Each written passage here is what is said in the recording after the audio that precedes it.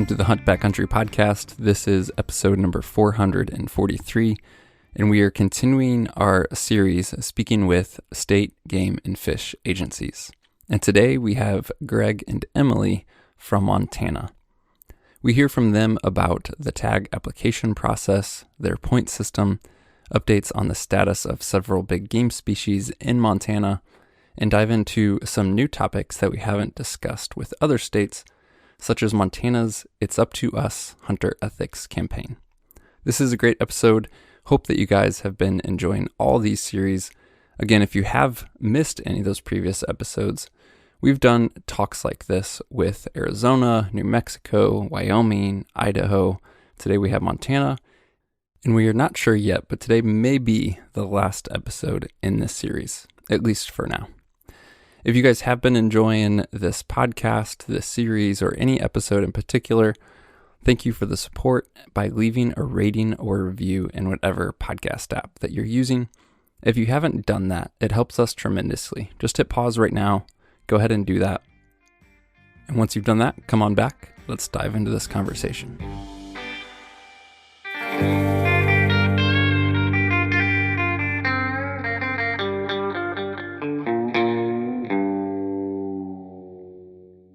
Well, Greg and Emily, thank you for joining us today. I am excited to continue the series we've been doing with all these states, and today talk about hunting in Montana. So thank you both for joining us. To begin with, if we could just start with an introduction and background for who you are, your role with the department, and if you'd like to, any sort of personal background, hunting background, anything like that, as little or as much as you want to, just to let folks know who you are, what you do, where you come from. If we can start with you, Greg. Greg Lemon. I am the head of the Communication and Education Division here at Fish, Wildlife, and Parks. I've been pretty passionate about the outdoors my whole life, and I come to this career from a career in journalism, I'm originally from Eastern Oregon, but I've been in Montana most of my life. So that's me. I'm Emily Cooper. I'm the licensing chief. I am born and raised in Montana, lived, here my whole life. Spent a lot of time outdoors. My kids are the next generation of outdoorsmen and recreationists. So, we enjoy what we do here, and we take it pretty seriously. And we typically have quite a bit of fun too. Yeah, that's great. Probably self-explanatory, Emily, in the name, but can you clarify licensing chief? I'm assuming you oversee really anything to do with hunting licensing and applications and things of that nature. Is that correct? That's correct. Yep. As the licensing chief, I oversee all the hunting, fishing, and recreational licenses, including Smith River float, everything from all the big game species and all the regular fishing to paddlefish fishing, to decals for off-highway vehicles and snowmobiles. All of that stuff rolls through my shop.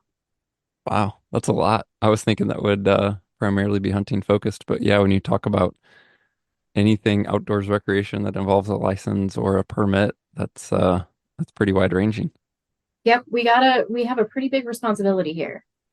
Very cool. Well, we've been trying to start each of these episodes with each of the states just to get an overview of what it looks like to hunt in a particular state, and focusing, of course, on big game for the purpose of our podcast. So, Emily, if you could just kind of give us an overview of hunting in Montana, application season, and timing, and then I'd love to talk about and kind of clarify the point system for Montana, and then get into, is that, a preference point or a bonus point, essentially how the draw works. But if we can just start with a 30,000-foot view of things like the application season and timing, that'd be great. Absolutely. So like most other states, we do have a residents and non-residents that hunt. Our residents can purchase licenses whenever they choose. And they are not restricted to any particular amount of licenses that we sell. However, Non-residents are limited by Montana statute on how many we sell, and non-resident licenses are generally grouped in what we call big game combination licenses. So there are three types of those. There's a big game combination, which includes deer and elk. And then we have an elk combination and a deer combination. So you have your option of those. And those are statutorily limited. So there's only so many that we give out. So for example, last year we had 50,000 people apply for 23,000 licenses. So we are oversubscribed in applications. So we do a random drawing for those. Deer and elk, the application season opens, our license year opens on the 1st of March. And so you can start applying for all species for the most part. There are a few that you can't, and those would be, not related to big game, but from March 1st to April 1st, you can apply for deer and elk licenses. And so for non-residents, you can buy those big game combination licenses, and you have to draw that before you're eligible to be put in a permit drawing. So generally speaking, in Montana, if you want to hunt for antlers, if you want bucks and bulls, you're going to have to get a permit to do that. And you have to get your general license first. If you're interested in hunting moose, sheep, or goat here, that application period runs from March 1st through May 1st. And then if you're interested in hunting deer bee, elk bee, which are antlerless animals here, or antelope, you have that application period is from March 1st to June 1st. So we have quite a bit of a long season. Typically for the deer and elk permits, we draw those pretty early. We'll close that application period April 1st, and then we'll do the drawing 2 or 3 weeks after that, depending on how everything flows. Can you clarify, like people probably heard in there, especially I'm trying to step in the shoes of people new to Montana. You mentioned a deer and elk combo, which that like on the surface sounds very self-explanatory. It's like, oh, it's a combination of two species. But then you mentioned an elk combo, and I'm assuming folks may be wondering, what's one species? What is the combination in that aspect? So what is an elk combo or a deer combo versus a deer and elk combo?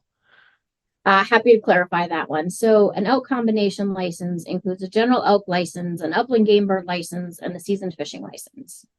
So a deer combination would include the same deer, a general deer license, a seasoned upland game bird license, and a seasoned fishing license. The big game combination includes both of those general licenses and your upland game bird and your seasoned fishing. Got it. Thank you.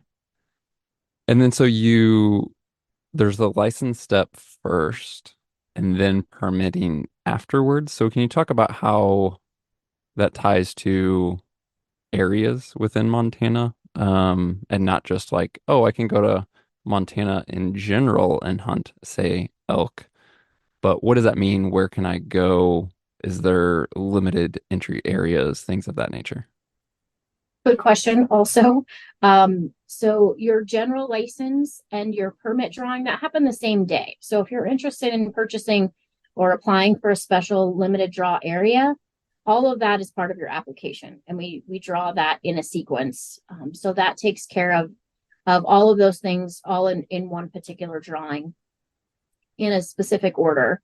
Your general license in Montana is good throughout the state. However, the permits will get you some special considerations in very specific hunting districts. Some of them are limited, you can to a limited quota for how many bull elk you can shoot or mule deer bucks or whatever. It will say specifically in our regulations, if you require a permit to hunt a special considerations in that area.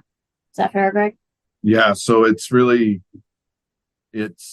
the license lets you hunt in general license areas where we don't have a permit. So there are quite a few areas where you can hunt antler deer, for instance, like whitetails or mule deer, that you don't have to have a permit.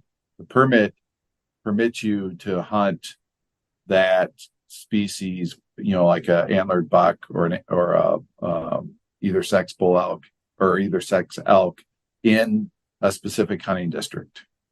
And so you might have a scenario where a non-resident would apply for a big game combo and apply for elk permit, say to a limited draw area, they would be successful in getting their big game combo, but unsuccessful in getting their elk permit.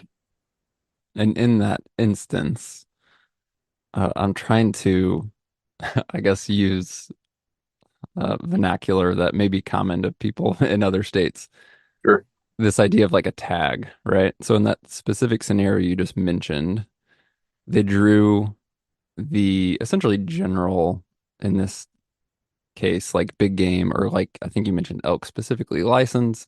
They would have an elk tag, right? Like they can go hunt elk, but they may not have drawn that particular permit that they applied for, meaning they have an elk tag. They just don't have an elk tag, or in this case, a permit to hunt that specific, like limited or quoted area. Correct. Yes. Okay, cool. All right. So how do points come into play with this? What is Montana's like point structure and the operations of that being like a bonus point versus a preference point? How does that play into this whole process? Okay. Preference points are only for non-resident combination licenses. They are strictly applied to that particular drawing only.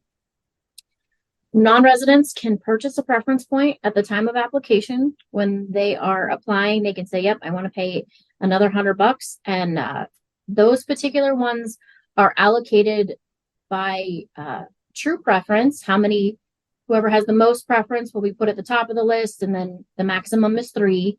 So we'll take everybody with 3 preference points, and then we'll go down to the list to 2, and we'll do that until all of those statutorily allocated licenses are distributed. In this particular scenario in Montana, the law is written very specifically that only 75% of those non-resident big game licenses are allocated by preference. 25% are allocated randomly to those folks that don't have any preference at all.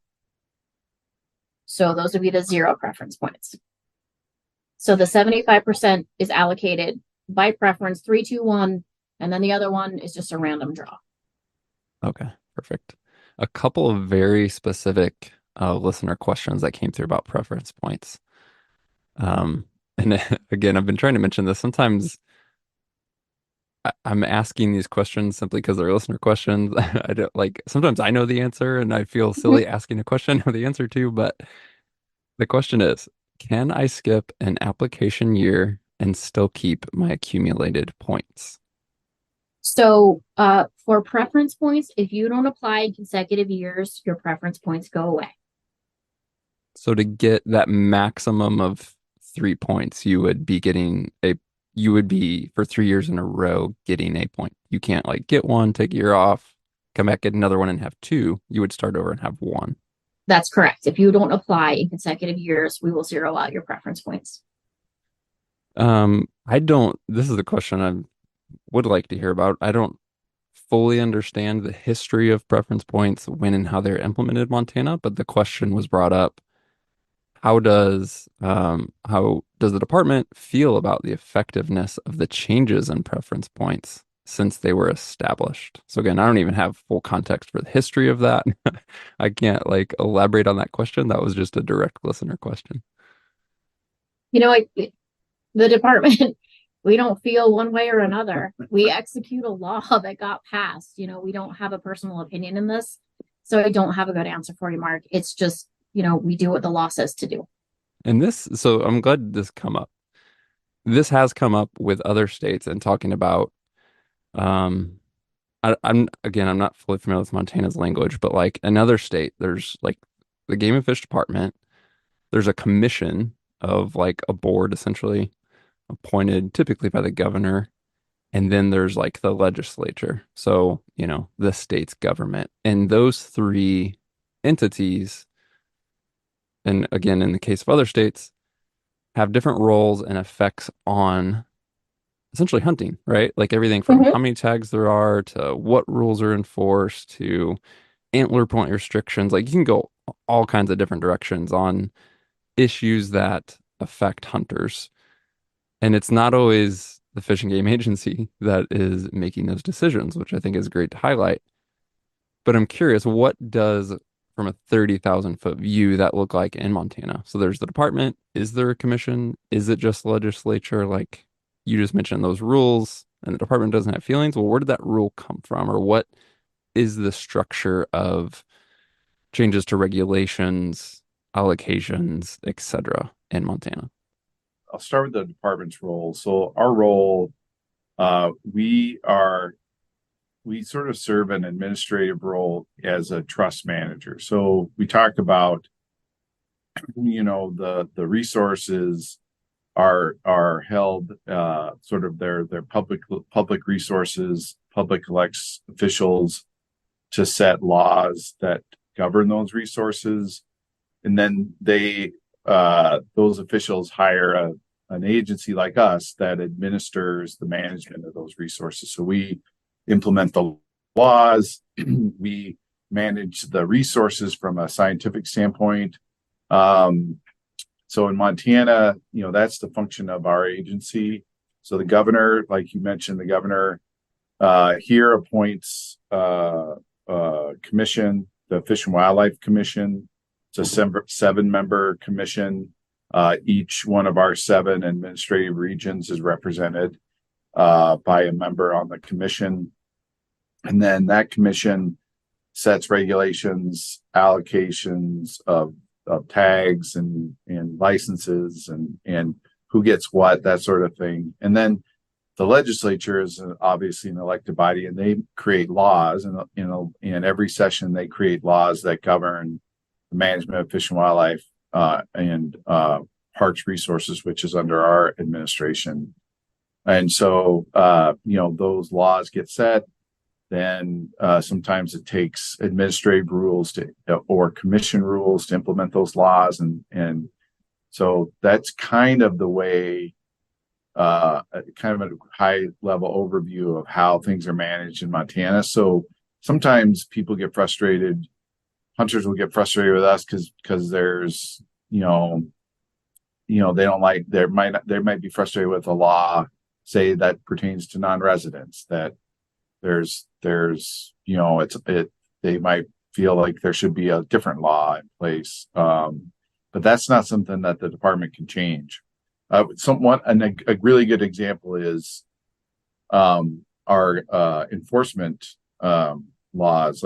Like a lot of times, especially as we've been talking in the past few years about hunter ethics and hunter behavior, we've heard from a lot of people that they'd like to see penalties be increased, and that's just not something that the department has any leverage over. That's something that has to go through a legislative process. That's the way the government works.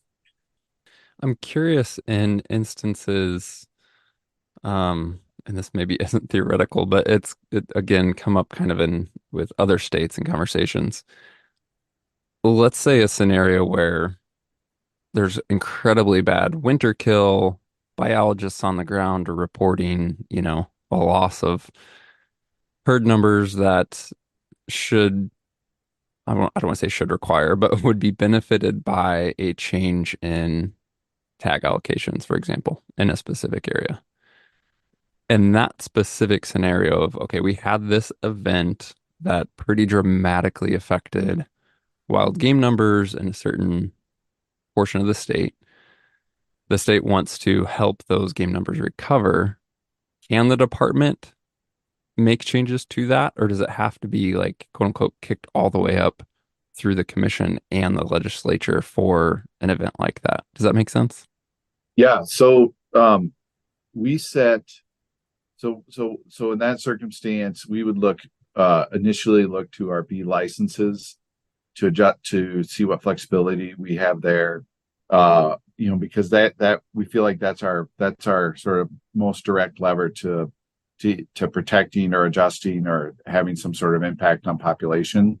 So we through the commission process, through our season setting process we do every other year, with the commission approves quota ranges for B licenses for our hunting districts. And so we recommend those quota ranges, and then they deliberate on whether they think they're right, and they take public input on what that might be, and then they make a decision on what the quota range is. The purpose of the quota range is that if numbers look to be rebounding, we could offer licenses at the higher end of that quota range. If they look to be struggling, we could offer licenses at the lower end of that quota range. And so that's the purpose of having that quota range, to give the department the flexibility within that range to adjust license numbers.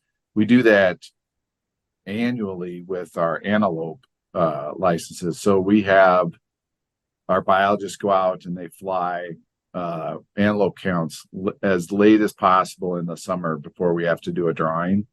And then they come back and with that biological data to determine within the quota ranges how many licenses they're going to offer for the hunting districts. And the antelope is our latest big game draw that we have, specifically because of that.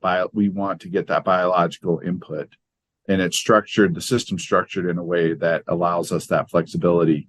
If we were to see something that was outside, that we felt was an emergent situation that was outside of those quota ranges, then we would have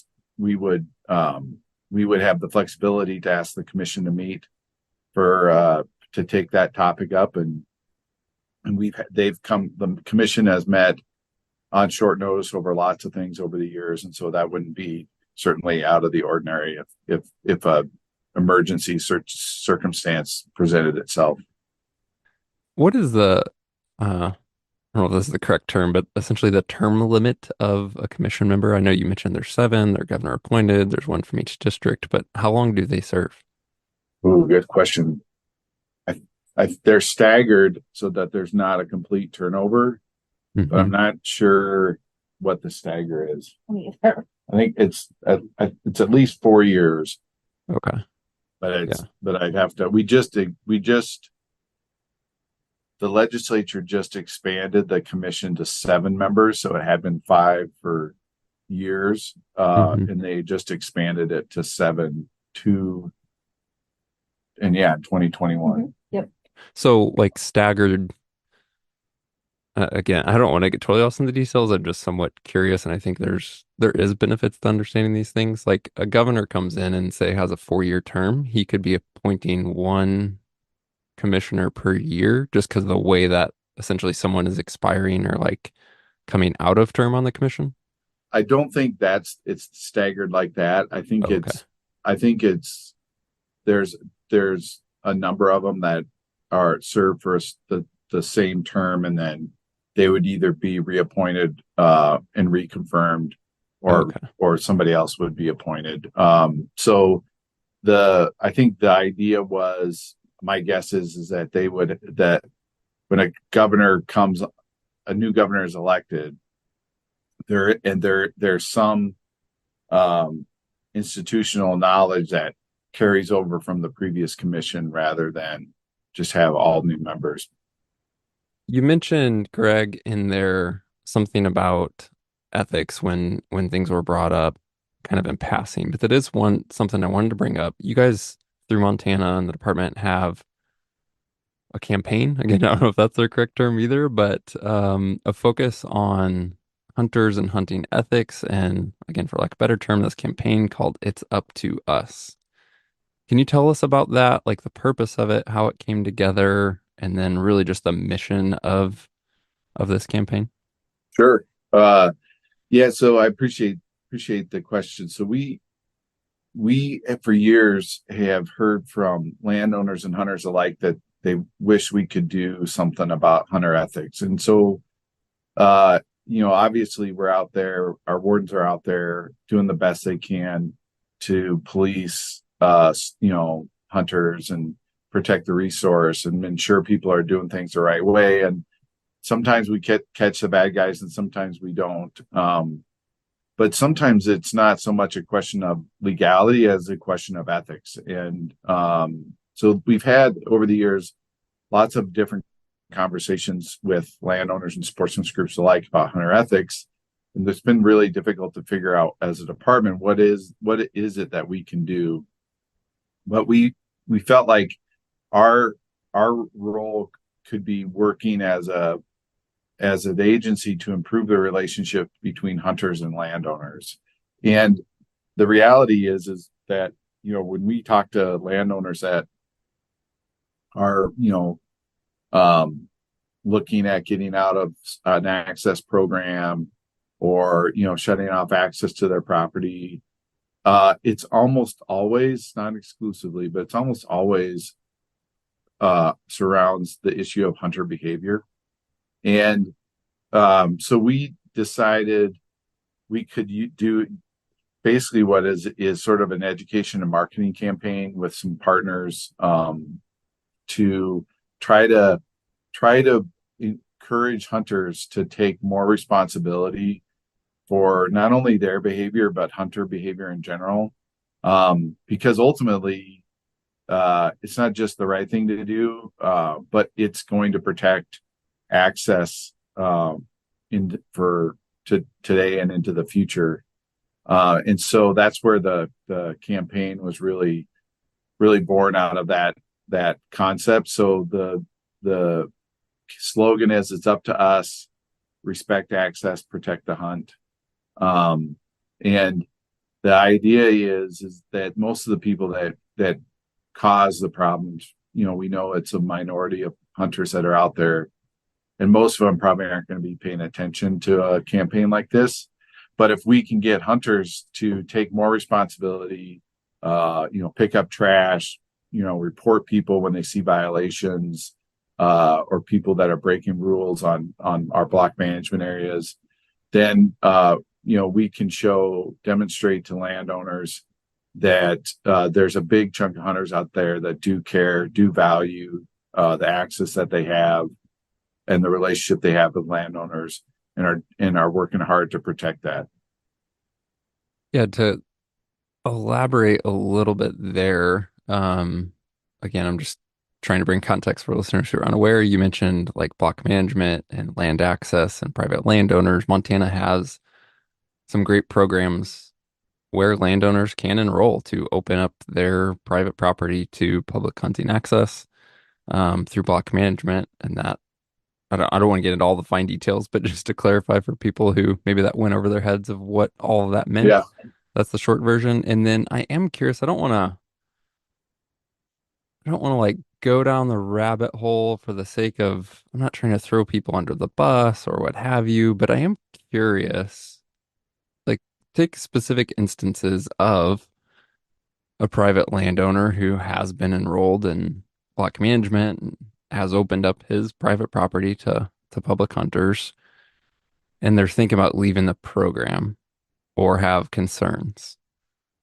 What types of issues is that? I mean, different things came to my mind, and then you actually mentioned a few of them. Like, is it as simple as just leaving trash? Is it something more severe in terms of true unethical hunting instances, or lack of like carcass care after a harvest? Like, and that, again, we can't like pinpoint to one issue, but are there maybe common themes or issues, that I guess, aside from a general, okay, there's concerns over like hunting ethics and how people are treating this property or this opportunity to hunt, like, can we get a little bit more specific on some examples of what that has looked like?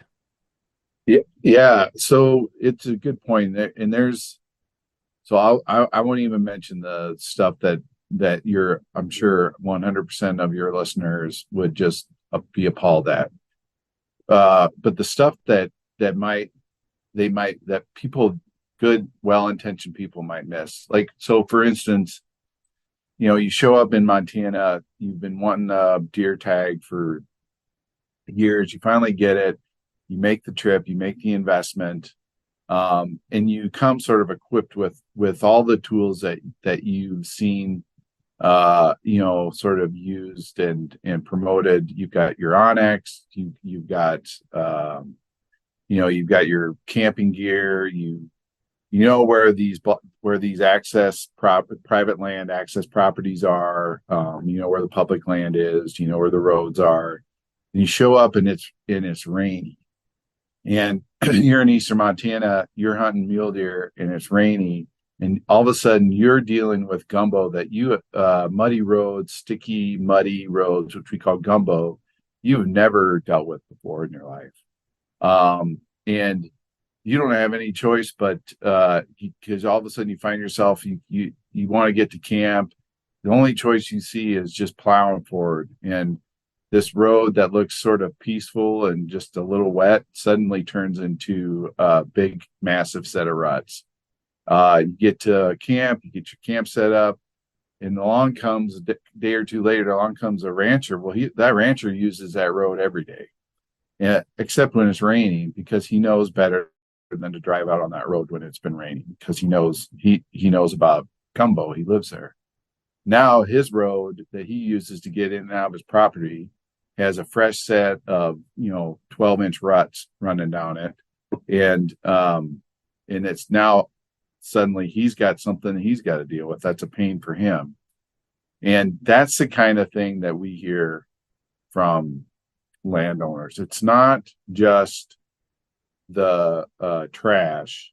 It's that kind of what they, from their standpoint, that kind of inconsideration that really is galling. And I think when if you sit back and think about it and understand it from their perspective, you can see why it would be. Another thing that happens that's really common is, we have block management. Every block management area has a different set of rules. And block management is our biggest private land access program. And so landowners enter into an agreement. They can set up the rules however they want. Those rules are on our website. You can get to them through, programs like OnX, and then they're printed out typically at sign-in boxes. But sometimes people just don't know, because that's a part of the research. Hunters just haven't taken that next step to understand what those rules are. They sort of see it on OnX and feel like, well, that's a place where I can hunt. And all of a sudden the rules that the rancher has worked with us to define and explain, all of a sudden they're getting violated left, right, and center by people that just aren't paying attention. And that's another really, really common example that we hear from landowners quite frequently. Yeah, those are very helpful examples. Yeah, thank you. This education campaign and everything you're doing through this, for whether resident or non-resident, but I guess those examples, or people just wanting to learn more, because I would also encourage people to check out this campaign, even if they're not hunting Montana, because a lot of obviously what can be learned from this material and this campaign applies to just good hunting ethics, period, regardless of what state you're in. So if you can just let the listeners know where to go to learn more, and then I'll also make sure to leave a link in the show description so they can just click on that as well. But I guess, what's the best place for people to go check this out and learn more? Yes, thanks. It's fwp.mt.gov/it's up to us. That'll take you right to our landing page, and there's quite a bit of good information, and we've got some good partners that have engaged with us on this. So there's a wealth of knowledge there for people to look at, and we're always open to ideas too. So if folks get into that stuff, or they have some other ideas on how to improve the outreach and the education effort, they can reach out to me. Excellent. Yeah, and I'll make sure to leave that link in the show description as well. Great. All right, well, let's dive into some listener submitted questions. This first one sounds like it was a segue from everything we just talked about, but it's not. It happens to be the first on the list. And the person wrote in and said, are there any commonly overlooked regulations by hunters that are new to Montana? I will be going on my first elk hunt in Montana this fall. So open-ended, of course, but maybe, I don't know if Emily, Greg, like either one of you have something that comes to mind, but anything, someone completely new to hunting in Montana, not necessarily a new hunter, anything in particular they Not may one overlook? specific thing comes to mind, but we do encourage folks to really read those regulations. Like Greg said, lots of these private property owners open up their lands, and we need to be courteous to whatever specific things that they have, restrictions on their property. Trespass is a big deal here. We just want to make sure that you read the regulations, that you're really sure. And we have a call center here in licensing that if you have questions, please give us a call. If you say, I don't know whether I can hunt this side of the river or not, give us a call. That's what we're here for. Yeah, I would say one of the things I know that varies between states is how private land is posted. And so in Montana, the law states that you have to have permission to hunt private land. And in some states, I know that's not the case. Like if it's not posted, you can hunt it, but that's not the way it is in Montana. And in Montana, there's a ton of private land that is not, there's no obvious sign, or there's not an obvious marker, a red, orange top fence or something like that would say it's posted. But for hunting in Montana, you have to have permission to hunt private land. And so that's one thing that I know we run into a lot. And then in some circumstances, there's places where we have state land that is in block management areas that require a sign-in, or might even require reservation. And so people get in trouble by thinking it's a state, since it's state, they can access it, but actually it depends on it might not be the case because it's enrolled in another program. And so, people need to really pay close attention to, the information that's out there, and double check if they've got any questions. This, I guess, as we're talking private and public, someone wrote in and said, I've heard about recent cases of corner crossing, but I don't have a good grasp of the outcome of those cases. Can you explain where things stand? I'm not trying to open up a political debate, but like, yeah, I think it's a great question for someone like this who's like, I've heard of corner crossing, but I don't know exactly what's going on here. Yeah, so there hasn't been any recent cases in Montana that have been adjudicated to any extent. So our position is that corner crossing is not corner crossing in the sort of the legal definition, where two public squares connect and there's private land on the checkerboard corners. That corner crossing is not legal, and people should get the permission from the landowners adjacent to cross at that point. However, we, in the circumstance where corner crossing is evident, our enforcement folks will refer that to the county attorney's office in that particular county, and it'll be up to the county attorney as to whether or not to file charges. There was numerous questions, and I'm just trying to lump them all together on harvest reporting in Montana.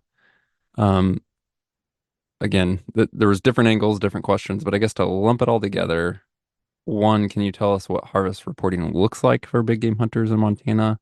And then two, maybe more specifically, why it's not 100% mandatory. So in Montana, 100% mandatory harvest is not required on everything. However, there are some species such as moose, sheep, goat, mountain lion, bear.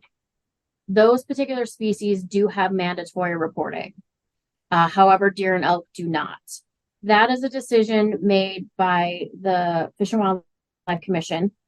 And so right now, it just depends on species, whether it's mandatory reporting. Maybe I'll ask Greg this question, but I know that we do hunter surveys for harvest and hunter days, correct? Yeah, so we do hunter harvest surveys every year. We don't call every licensed hunter, but we call a big chunk of them, and we ask them, their success for deer and elk, and antelope, and then we ask some other questions. So we get a pretty good sense of success rates for hunters based on those hunter harvest surveys, but it's not the same as mandatory reporting. And is that call only, or is there like also an email with like an online form to self-report data like that? There's not yet. We're working on. We have a mobile app, the MyFWP mobile app, where it's a digital wallet that holds your licenses, and also is an app with that you can validate your electronic tag, your e-tag. And we're working on some technology that would allow for that mandatory or that reporting through that app, but that's not in place yet. So the way we gather that information currently is through those hunter harvest surveys. Under the current structure and like procedure, the people who are selected to be contacted for these surveys, is there, I guess my question is there any geographic distribution to that? Or is it like, hey, there was, 50,000 hunters, we randomly picked X amount, right? Um, or is there like more strategic, like we're trying to sample size like the state and make sure we're kind of covering it more broadly, which I know would be tough to do with general tags, but of course you also have those special permits mixed in there. Yeah, I think it's random, and I don't know. I don't know how it's done with non-residents. I think it's pretty random. But I will say, we call a lot of hunters because I can't think of a year that I haven't been called. Actually, Yeah, I got a call this year too. maybe they just like checking up on me. But They're just keeping tabs on employees, making yeah, sure everything's They on the are. up and up. yeah, Yeah. Um, a lot of questions about grizzly bears. Would like to start here. Is there a management plan in place that would become effective upon grizzly bears being delisted? So, like, is Montana already working towards, hey, if bears become delisted, like, here's our management plan, here's our population goals, etc. we spent about a year working on a management plan. Yeah, it's still draft form, so it's not final yet. But we do what we that management plan looked at grizzly bears in Montana. So the Montana has parts of four recovery zones: the Bitterroot, the Cabinet Yaak, the Northern Continental Divide, and the Greater Yellowstone. And so we sort of pulled in some of the conservation strategies that were in place for like the NCD, the Northern Continental Divide, and the Greater Yellowstone, along with our other along with sort of a broader management plan, and that should be finalized within the next few months. And that plan would be a guide for us prior to delisting, but would obviously be in place post delisting. The other thing that we've done that through the legislature passed a statute or let some legislation this year into statute that required the Fish and Wildlife Commission pass some administrative rules on how they would manage uh, grizzly bear conflict mortality. So the law established that a landowner could kill a bear that was attacking its livestock or its property, but the number of bears that were allowed to be killed in that circumstance would be limited by a quota, an annual quota set by the Fish and Wildlife Commission. So we put all of that framework in place. So that is set now to go into effect once grizzly bears are delisted. And the reason we've done those two things along with petitioning for delisting in the Northern Continental Divide, and Wyoming's petition for the delisting in the Greater Yellowstone area. We want to, as federal oversight steps goes away with delisting, we want to make sure that our management is predictable. Everybody's aware of it, how we're going to manage grizzly bears once they're off the endangered species list. From the research that's gone into that plan, I'm sure this ties into some of the specific questions we got surrounding current populations, how those populations are estimated, like how those numbers are established, I suppose. And then do they, roughly match objectives, greatly exceed objectives? If you could just kind of talk about that intersection of, well, here's what we think the population's like currently, and then here's kind of how that equates to, again, I know this management plan is in draft, but what may be the future ideal capacity of bears? Yeah, it's a good question, and so grizzly bears are hard to count, and so there's some real specifics in the plan on how we count and track bears. There's places called the demographic monitoring area, which are the core of the recovery zones, which is where we look to count bears from. And so there's a lot of detail there that probably not as relevant as just sort of understanding that we both the NCD and the Greater Yellowstone, they've both surpassed recovery goals. They're both in our mind, obviously, because we're asking for them to be delisted, are well over the recovery levels that were initially set, and they need to be delisted. Now, obviously, state management, our goal is to protect that species so that populations don't fall into that problematic area where they need to be back on the endangered species list. So we feel like with our management plan and the administrative and legal framework that is in place, we've got a really solid framework for managing bears above the recovery levels for now and forever. Let's see. Let's transition to mule deer. Again, sticking with listener questions that came through for mule deer. Again, this is a question where I think there's context that I don't understand, so let me just ask the question. It says, has there been any improvement in overall buck numbers and buck age class since shortening this season in certain units? And then that individual went on to list 5+ units, where I'm assuming that has taken place. So I guess for someone like me who's ignorant of this question, understanding those shortened seasons, maybe when that happened, and then obviously the crux of this question, what have you learned from it, or what can we take away from the effectiveness of that? I'm going to hit a couple of these. I'm going to roll into the next one too, just in the interest of time. Sure.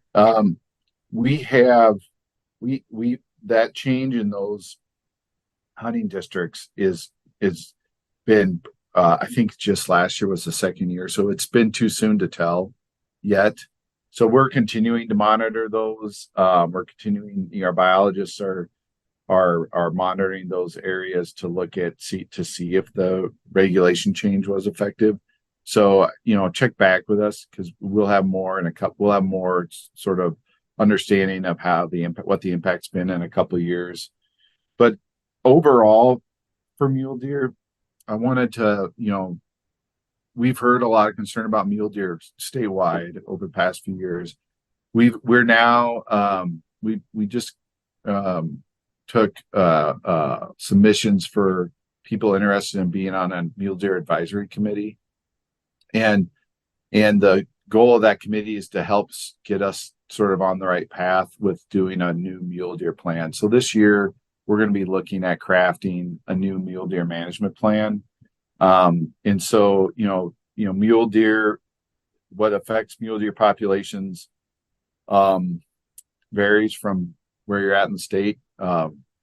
Northwest Montana is very different than Northeast Montana in terms of habitat and climate and conditions.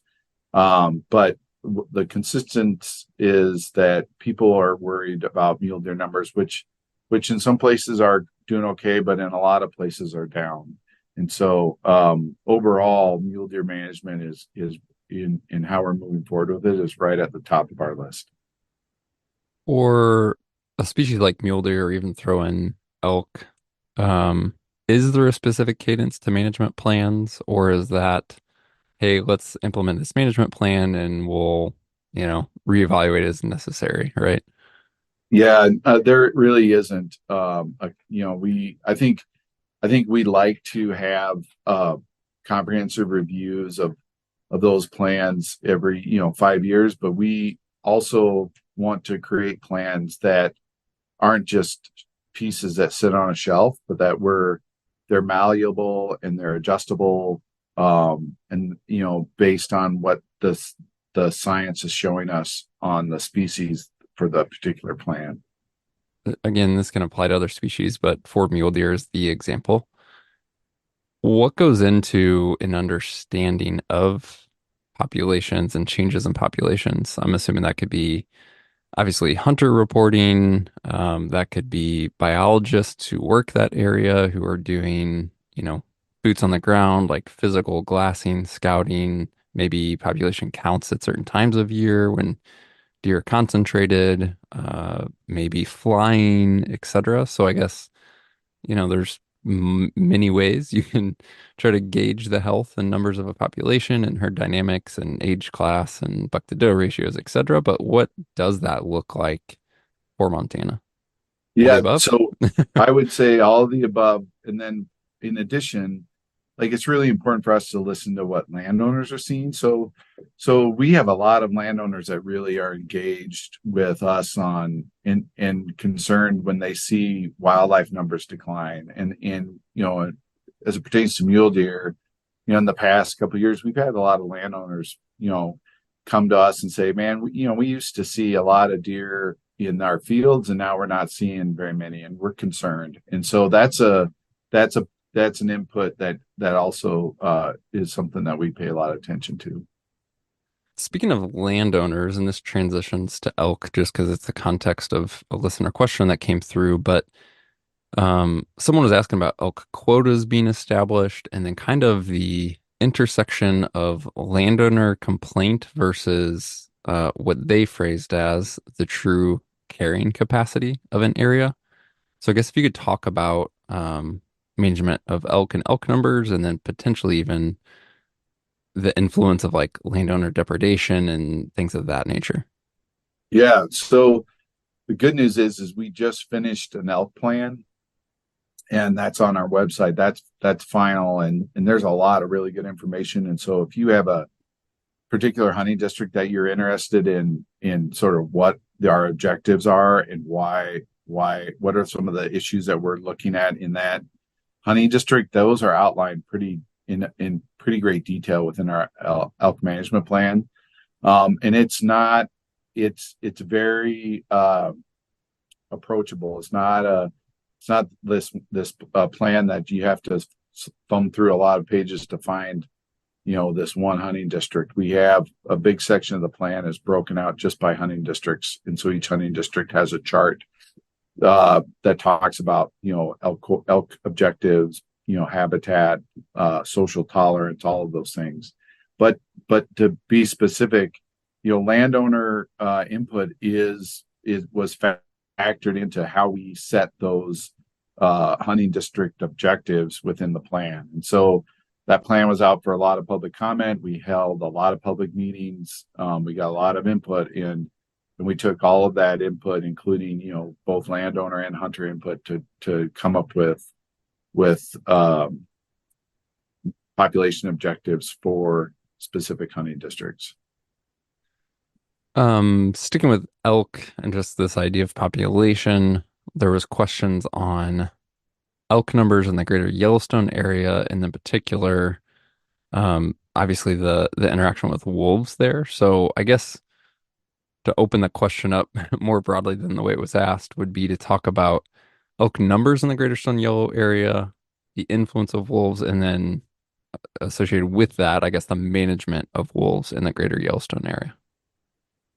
Yeah, and I don't have the specifics, a good grasp on the specifics for those hunting districts. I was just looking through our plan before we got on, and there's several hunting districts in that area. Yeah, but what I would say is that we through that elk management planning process, we evaluated all of that sort of input. So the trajectory of the population, and in areas where we've seen decline in numbers, that we consider that when figuring out what should the population objectives be. I will say this, in the Greater Yellowstone area, particularly in the Paradise Valley, there's a lot of competing interests, and a lot of different concerns. And so disease management's part of that, predator management's part of that, and then obviously the concerns from hunters on, having access to, elk and quality hunting opportunities is also a priority. So there's a lot of things to balance in that area. This has been great. I know we're coming up on time cap here. To wrap things up, one, I want to make sure we get all those links included for the It's Up to Us Hunter Ethics campaign. We'll do that. This elk management plan you said was just finalized. I will love to follow up with you and be sure we include that. And then even the potential of a new mule deer plan and what did you say? I don't want to use the wrong term, task force or the process there that's Advisory upcoming. committee. Yeah. Okay, advisory committee. Excellent. So I'll try to include as much as we can in terms of links that point to all that upcoming for the show.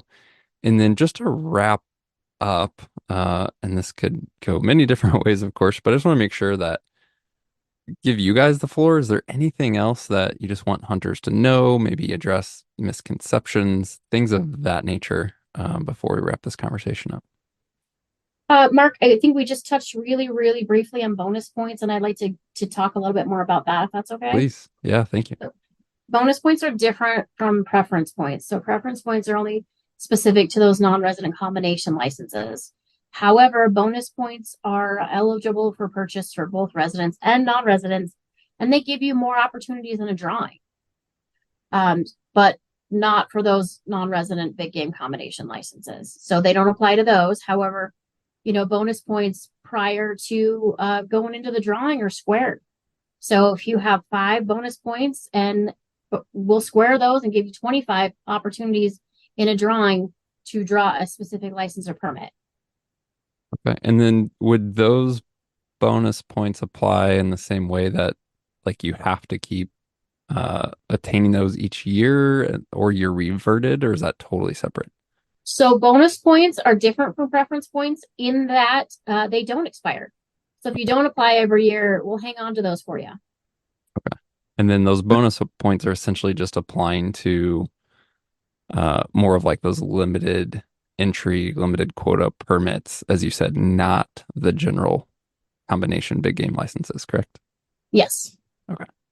So the thing with bonus points too is they're not like preference points, where it's a preferential priority. Bonus points just give you more opportunities in a random drawing. And so that's why we get a lot of questions all the time. Well, I have 20 bonus points, and this guy that, my buddy just has 0. He just drew a tag. Well, that's kind of the random nature of the drawing. Just because you don't have any bonus points doesn't mean you're not going to get a tag. And just because you have 20 bonus points doesn't mean you are going to get a tag. So it's important to remember that bonus points give you more chances in a random drawing. Yeah, preference points, again, to recap, I'm just trying to put this in English and recap for people who maybe getting lost between the two. So a big game combination license, as we talked about before, the elk and deer combo, the deer combo, or the elk combo specifically, strictly 75% of those for non-residents use preference points and they go 3, 2, 1. So the guy with 3 preference points is up first, go through those, go to folks with 2 preference points, etc. down the list. And if there's any left over, they could go to someone with no points. And then additionally, 25% of the total number of those licenses don't use any points at all. No preference point, no bonus point, etc. Correct so far? Yes. Okay. And then separate from that, so separate from a general big game combo license, more of the limited entry, quoted, unit specific type areas, hunting opportunities. That is where the bonus points come into play. And for bonus points, it's not who has the most, but it's, hey, we're going to do a random draw. And if Mark has 5 bonus points, we're going to square those and put his name in the hat 25 times. But Tim, who had no bonus points, could easily get drawn, right? Because his name was in the hat as well. It just wasn't in as many times. And it's a total random draw for that. Correct. So the one thing that for your non-resident listeners to know is that there is a limit on the non-resident permits, and that's what, 10%? Yes, that's true. Good point, Greg. So any amount of quota that they've sent or they've set on those limited licenses or permits, by law, the non-residents are restricted to a maximum of 10% of those. So if we have a permitted area that has 100 tags, 10% of 10 of those tags are going to go to non-residents. Yeah. Yeah. Okay. No more than 10. No more than 10, right. And then you said what did you say earlier? 50,000? That's on licensing for big game combination tags for non-residents. Is that correct? Yeah, I think that's I mean, a around rough number. I think it's a little bit more. I think it's around 58,000 people applied for non-resident general big game licenses. Okay. And there's how many available? It was 58,000 issue applied and 25,000 available, roughly. Is that what it was? 23. 23. Okay. 23,000. Yep. So I guess part of my question is to clarify and draw some distinctions. If me, as a non-resident, wants to apply for a special permit, that's say mule deer, and I'm awarded that, that doesn't take away from the 23,000 general opportunities, does it? Right? Like they're separate, right? So you have to draw a general license before you're put into the permit drawing. So you're going to have to score a general license, one of those 23,000 available in order to even be put into the permit drawing that has a maximum limit of 10%. So to be realistic, it's pretty tough to draw a permit as a non-resident. Yeah. Okay. And you said though that does happen at the same time, meaning I can apply once for that general license and also say I also want to, as part of that, put in for this special permit, correct? Correct. You do that at the very same time on the very same application. Okay, cool. All right. Glad we revisited that and hopefully circled back to make some clarifications. Of course. If you need some clarification, email Greg or I on any of this. Excellent. My last pitch, Mark, is to remind folks that to apply early. Don't wait till the last minute. It just gets super, super, super busy. Our licensing call center, I got 5 people answering the phone. We'll take about 40,000 phone calls. So apply early so you have time. If you have questions, lots of people wait till the last day and it's just difficult and chaotic. And so we encourage everybody all the time, take a minute, look through the regulations, look through the applications, and let us help if we can. Anything else to add, just to kind of conclude, or that we didn't hit from your perspective, Greg? I think we're good. Always a lot to talk about. There is, yeah, and I know we certainly didn't cover everything we could, but yeah, thank you for taking the time that you guys did today to get through that. Yeah, such a great recap of the process of hunting in Montana and then answering those direct listener questions. So again, thank you for the time. Thanks, Mark. Well, again, thank you to Greg and Emily and Montana Fish, Wildlife, and Parks for joining us on this episode. If you have any questions for us, send an email to podcast@exomountaingear.com and we will answer those on a future episode. And if you haven't yet, be sure to hit subscribe or follow in whatever podcast app that you're using so that you receive future episodes automatically, and we'll talk to you soon.